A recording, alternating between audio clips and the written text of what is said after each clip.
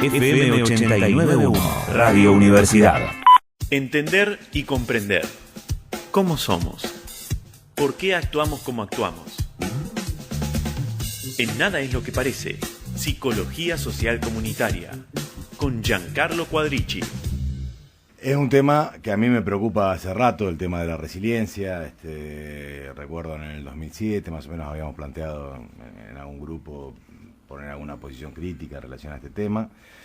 Lo que me surgía en aquel momento y me sigue surgiendo ahora es un viejo adagio que me compartió un maestro una vez que decía que los conceptos se ponen de moda por cuestiones que no son intrínsecas al concepto, digamos que no tienen que ver con el concepto, sino con otros intereses, y que dejan de estar de moda porque dejan de responder a esos intereses y no por la capacidad que tiene el concepto de explicar la realidad y de permitirnos intervenir en ella de un modo transformador. Creo que resiliencia es el caso, uno de los casos claros donde cuando uno se encuentra con esto dice, bueno, ¿y para qué? ¿Y cómo lo miramos y qué efectos puede producir? Claro, ¿no? y es interesante esto que dice de las modas, porque nosotros el otro día hablando de este tema surgió esto de los tatuajes con esa palabra. Ajá. Y conozco mucha gente, y en especial mujeres, ¿no? Y esto se relaciona un poco con lo que vos comentabas recién de la violación en grupo, de la lucha de las mujeres y de cómo las mujeres estamos saliendo de algunas situaciones o estamos repensando algunas situaciones. Y no es casual, ¿no? Esto de la moda, del tatuaje y de que aparezca esta palabra tan presente. Es una palabra que creo que, al no ser una palabra de uso cotidiano, digamos, ¿no?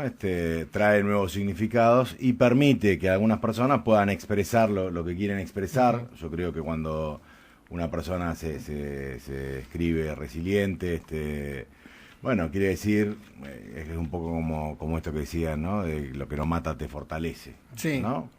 Va un poco en ese sentido, como decir, bueno, puedo soportar los golpes de la vida y seguir luchando, etcétera. Bueno, una cosa es en el uso común, en el uso cotidiano, el término resiliencia, que viene a aportar este nuevo sentido. Otra cosa es en el uso técnico, si queremos, en la construcción de políticas públicas o de intervenciones, ¿no? Y es un término que para mí es ambiguo, digo, tiene algunos, y tengo una posición también, digo, bueno, en algunas condiciones el concepto de resiliencia puede ser interesante, pero antes de decir en las que puede ser interesante, quisiera decir eso, en las que no, claro, digamos, ¿no? Cuando no sí, es aplicable. Cuando no solo no es aplicable, sino que incluso es peligroso.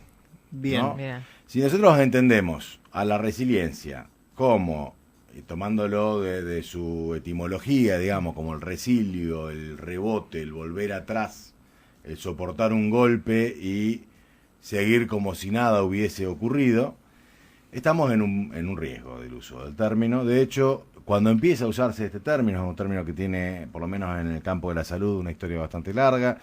Surge en una investigación longitudinal que se hizo en Hawái, donde veían que la población nativa de Hawái, a pesar de el impacto fuerte que tuvo la civilización moderna, occidental, estadounidense, por decirlo así, ¿no? Capitalista, en los pueblos originarios de Hawái, que los pudieron estudiar en el largo plazo, y dijeron, bueno, hay grupos de personas que resisten muy bien los impactos negativos de las transformaciones sociales, y que no solo resisten muy bien, sino que además salen fortalecidas. Toman este concepto y Giddens, ¿no? Dice, bueno, acá tenemos un grupo, lo aplican para estudiar a niños en alguna población, y estudian una serie de niños que parecían tan fuertes que eran capaces de soportar cualquier impacto. Y una de las primeras publicaciones que se generan se llama Muñecos de Acero. Así, bonecos vaso, para referirse a estos niños que eran capaces de soportar casi cualquier presión ambiental. Bueno, nada, si la verdad que nosotros vamos a tomar este concepto para que la gente se transforme en una especie de muñeco de acero que soporta cualquier presión ambiental, y bueno, no, ahí vamos. Claro, no sería lo mismo resistente que resiliente, o sea. Resiliente tiene como esta cuestión más específica, ¿no? De ser un término, un concepto con bastante desarrollo en el campo de la tecnología de los materiales, y que, bueno, cuando uno analiza un material y ve qué material es resistente, está bien. Ahora, un ser vivo y un ser no vivo, digamos, son completamente Pienso distintos. en algunos empresarios inescrupulosos también que pueden usar a sus empleados como resilientes, ¿no? Digo, si son capaces de laburar Claro. 18 horas una vez ¿por qué no van a laburar todos los días 12? Claro, O y 14, si, si se bancaron 18 aquella vez. si para que sea más resiliente yo le puedo poner 2 sesiones de mindfulness y le aumento un poquitito el sueldo y lo mando de vacaciones a Sí, un curso claro. de resiliencia, y esto va a hacer que trabaje mucho más y que soporte mejor las presiones ambientales, bueno, ese es el riesgo. Claro. Cuando esto lo transformamos en una política pública y lo encaminamos para ese lado, puede llegar a ser complejo, puede llegar a ser contraproducente y hacer que la gente, en vez de transformar las realidades que la afectan, la soporten con más ganas.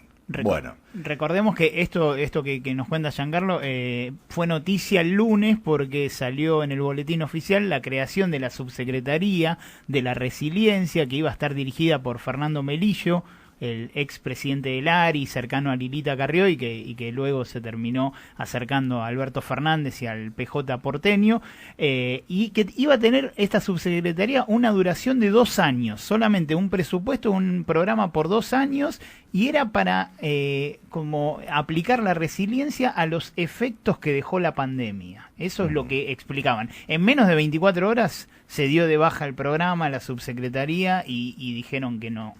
Se dio de baja la subsecretaría. El programa en realidad es un programa Resiliar que ya existe, que existe el 13 de mayo. Resiliencia Argentina, ¿no? Que, Sí, claro. insisto, digo, no es necesariamente algo negativo. Claro. ¿Y en qué es positivo? Porque ¿En qué es ya positivo? me contaste lo que es negativo. ¿En qué Es positivo en que cambia la pregunta de por qué enferman las personas a la pregunta de cómo las personas pueden superar la enfermedad? estas cuestiones, las patologías y las presiones ambientales, digámosle, ¿no? ¿Qué es lo que hace que tenga mayor capacidad de enfrentar y sobreponerse? Claro, no es soportar nada más, ¿no? Que vos recién hablabas de soportar alguna situación. No es soportar, sino es poder salir victorioso de esa situación o poder transformarse ante esta... Exacto, y ahí la idea de rebotar y volver atrás y pasar como si nada hubiese ocurrido es otro riesgo del concepto. Claro. Digo, si nosotros salimos de esta pandemia como si nada hubiese ocurrido y si lo que hacemos es volver atrás completamente, nada, vamos a perder los aprendizajes que nos llevaron a esta pandemia. Claro, tal cual. Esta es una de las cuestiones. Yo digo, resiliencia sí, ok, siempre y cuando lo saquemos de su concepto original de la tecnología de los materiales y lo adecuemos a la realidad de los organismos vivos. Ahora, para eso hay que abandonar las soluciones lineales, hay que abandonar la idea de que hay que forzar, digamos, y reforzar a las personas y a los individuos sin cambiar los sistemas para que sí, quizás soporten mejor los impactos y puedan transformarlos, digamos, pero no como una idea de me la banco más. Claro. Sino como una idea de entiendo qué pasó, esto tiene sentido para mí, veo cómo puedo hacer para que sea manejable y cómo hago para que sea significativo. Sí, como una herramienta para poder afrontar lo que viene también, ¿no? Para poner un ejemplo, si querés, laboral, ¿no? Si se quiere, uno estuvo en un laburo donde fue tóxico, donde laburó más de lo que correspondía, donde hizo cosas que no correspondía, y cuando decís salí de eso y voy a buscar otro laburo, lo que yo tengo que saber es saber lo que hice para no volver a hacerlo, pero en todo caso no olvidarme de lo que hice, porque si no lo voy a volver a hacer. Exactamente. Ese es el concepto. Y hacer algo que permita transformar la situación patogénica.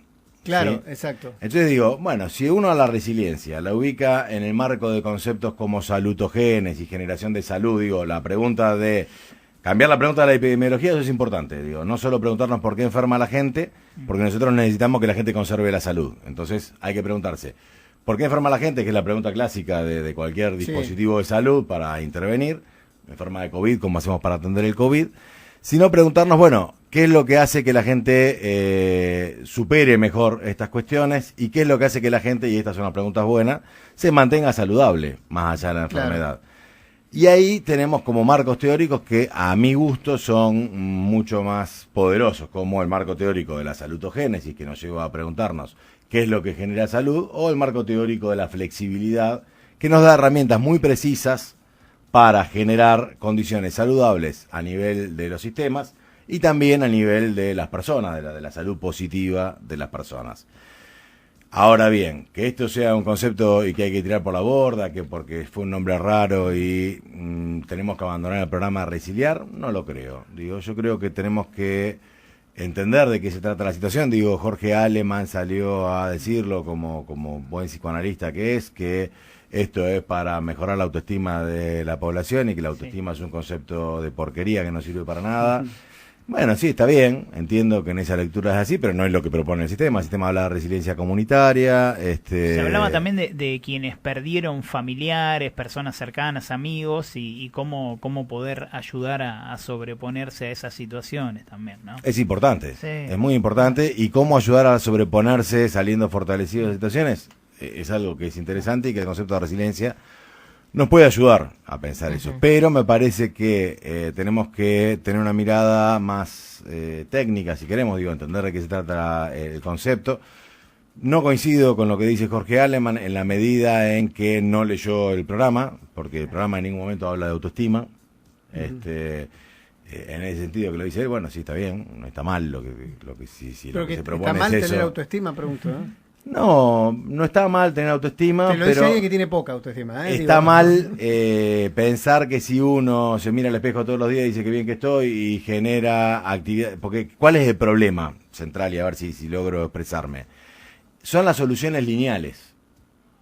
Claro, cada caso es y cada momento. Y son complejos, Claro. Entonces, y con esto a ver si cierro la idea, el problema sistémico al que nos enfrenta el tema de la resiliencia, esto lo planteaba muy bien Bateson, es que nos pone ante el dilema de cambiar todo para que nada cambie. ¿No? Entonces digo, cuando decimos, bueno, si yo cambio esto y mejoro la autoestima, pero no cambio la situación que me llevó al problema, ahí está mal. Cambiar todo para que nada cambie, el gatopardismo que decía muy bien en su novela Lampedusa, de cambiar todo para que nada cambie, es un problema que puede abonar la resiliencia. Digo, la resiliencia estaría bien si vemos cuáles son las cuestiones centrales que no tienen que cambiar, ¿sí? En este caso la vida, la salud, el bienestar, y hacemos todos los cambios que haya que hacer para que eso se sostenga. Claro. En ese sentido, la resiliencia podría ser un concepto que, si lo articulamos en relación a otros conceptos, sea poderoso, ¿no? Pero atentos con que la resiliencia sirva para cambiar todo para que nada cambie, ¿no? Sí. Hay que ver qué es lo que tenemos que mantener y cambiar todo para que eso se sostenga, ¿no? En ese caso, la vida, la calidad de la vida, la humanidad de la vida, ¿no? Sí, me parece que, bueno, como bien lo explicaba Giancarlo, lo que generó tanto revuelo esta semana fue el tema de que sea un programa o una subsecretaría de Estado, ¿no? Y cuando estamos quizá atravesando una situación muy compleja, no sé, a nivel de inflación, a nivel precios, a nivel internacional con una guerra también, o sea, cuando aparece este tema de una subsecretaría que se va a encargar de la resiliencia, salió obviamente desde el lado opositor a pegarle al gobierno y el gobierno rápidamente tomó nota y lo dejó sin efecto. Del lado opositor y del lado nuestro también, digo. Sí. O sea, dijimos, bueno, estas son las prioridades, el asunto, qué sé yo. Ahí entramos en otro análisis y como decíamos no tiene que ver con el concepto, sino con los usos que se hacen del concepto, claro. ¿no? Que quizás no apuntan a los potenciales que tiene. Prioridades, ¿no? Quizás. Ahora digo, me parece que está muy bien que dediquemos esfuerzos, que dediquemos energía para superar las huellas, los impactos de la pandemia, de un modo tal que la pandemia no se vuelva a producir. Y eso no lo vamos a lograr trabajando linealmente en buscar soluciones para que la gente soporte mejor los malestares, además tampoco sino para cambiar el sistema que nos llevó a esto. Porque tampoco depende de uno mismo. Digamos, ahí tenés uno con el contexto de uno. Exacto. ¿No? Que también... Ahora, el programa de resiliencia comunitaria, eso es interesante. Eso está bueno. El programa Resiliar no habla de autoestima, habla de resiliencia comunitaria, habla de tener información sobre esto, de identificar cuáles son las cuestiones, los aprendizajes que se produjeron. Y sigue enmarcado en el Ministerio de Salud. Sí, el programa sigue adelante. Y se marcó en el Ministerio de Salud. Sí. Digo que me parece que es un buen campo. Ahora, digo, si el Ministerio de Salud es Ministerio de Enfermedad, resiliencia es un problema. Claro. Si el Ministerio de Salud efectivamente logra encarar los temas de salud, insisto, la flexibilidad sistémica, la flexibilidad de las personas para abordar los mismos problemas de distintas maneras, bueno, puede ser interesante. Yo creo que podemos aprender mucho de eso. Pensemos que hace 4 años no había ni Ministerio de Salud. Claro. Exacto. Bueno. Y pongamos la cosa en su lugar. Sí, señor. ¿No? Giancarlo, gracias. Un placer como siempre. Desde la Universidad Nacional de La Matanza, Radio Universidad FM 89.1. Siempre cerca.